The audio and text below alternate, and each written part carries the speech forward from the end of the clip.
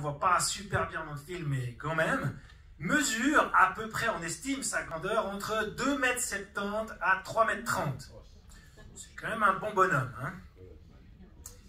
Et donc Goliath, se moque éperdument de l'armée d'Israël. Il est persuadé qu'il va gagner parce qu'il n'y a personne qui va combattre un homme pareil.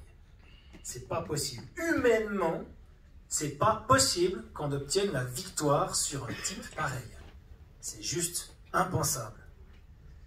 Dans ta vie, tu peux peut-être te sentir comme cette armée d'Israël. Tu as peut-être quelque chose qui te nargue, qui t'assaille, jour, nuit, pendant 40 jours, plus longtemps, moins longtemps, mais qui t'assaille, qui vient à répétition comme ça, là, et tu penses que, tu te dis non, mais j'arriverai pas, c'est pas possible. Ou on essaye un petit peu, mais ça marche pas. Eh bien, une chose qu'il faut retenir, c'est ce qu'on retient à la fin, c'est que tu as la victoire. Tu possèdes la victoire, elle est déjà dans tes mains. Il suffit juste de s'en servir. Tu as la force pour obtenir la victoire. Amen. Et vous avez vu David, vous l'avez regardé, ce jeune berger. Parce que c'est pas dit dans ce texte qu'il est... Oui, Saül dit qu'il c'est un berger. Et justement, il est arrivé sur ces lieux pas pour combattre, mais parce qu'il a obéi à son père qui lui demandait d'aller apporter des vivres à ses 3 grands frères, les aînés, qui étaient enrôlés dans l'armée de Saül. Et David, il obéit à son père, il prend la nourriture qui lui a été confiée, il confie ses brebis à quelqu'un, il ne les laisse pas seuls, et il va sur le camp. Et en approchant de ce camp, il entend les cris d'effroi de l'armée d'Israël. Il entend qu'ils sont dans une situation vraiment critique. Et il entend aussi ce Goliath qui profère des horreurs, qui sur son Dieu, qui profère des menaces. Et David, il y a quelque chose en lui qui se saisit. David a été oint du Saint-Esprit, juste le chapitre d'avant, 1 Samuel 16, il venait d'être oint par le prophète Samuel. Le Saint-Esprit était sur lui. Et à ce moment-là, quand il l'entend, il y a ce Saint-Esprit en lui qui bouillonne, qui dit non, c'est pas possible que ton Dieu, mon Dieu que j'aime tant, puisse être ainsi bafoué. Il est totalement indigné, David. Il y a certaines choses dans ce monde qui nous indignent aussi. J'espère qu'il y a le Saint-Esprit en vous qui bouillonne parfois à l'intérieur de vous. Et David, il veut défendre l'honneur de son Dieu.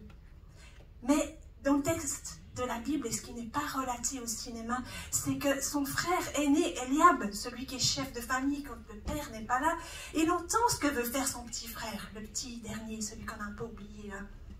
Et il dit, c'est pas, t'es là juste pour voir la baston, hein. T'es là juste pour voir ce qui se passe.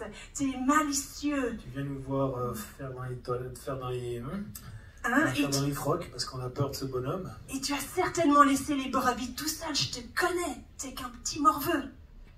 Voilà, qu'est-ce qu'il fait, David, face à ça? Quelle est sa réaction? Moi, je te dis, dans chaque situation qui te paraisse difficile, il y a quelqu'un qui t'affronte, écoute ce que le Saint-Esprit te dit. Tu as le Saint-Esprit, si tu as fait de Jésus ton sauveur et Seigneur, il est en toi, écoute-le. Pas que dans les situations difficiles, à tout temps, hein. Écoute le Saint-Esprit, écoute ce qu'il te dit.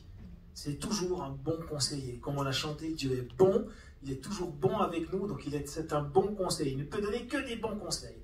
Donc la première épreuve, le premier obstacle que David doit franchir, c'est pas ça, c'est pas Goliath. C'est ses frangins, c'est sa famille, qui dit non, mais qui est un petit, tu sers à rien, comme on a dit, tu viens voir la baston, tu viens voir qu'on a peur, etc. Et en fait, tout ce qu'ils disent là, en fait, c'est des mensonges. En fait, ils détournent l'attention, ils disent des arguments qui sont faux, qui n'ont rien à voir avec la situation. Il dit, t'as laissé les brebis toutes seules, tu viens sûrement parce que tu étais intéressé. Alors c'est pas vrai, il obéit à son papa et puis qu'il n'a pas laissé les brebis toutes seules. Donc en fait, les arguments qui sont donnés par les personnes qui sont proches de lui n'ont rien à voir par rapport à la situation. C'est totalement décalé. Ils sont HS, les gars. Vraiment, ils sont à côté de la plaque. Qu'est-ce que je fais dans ces cas-là? Alors d'abord, j'écoute les arguments de ces personnes-là.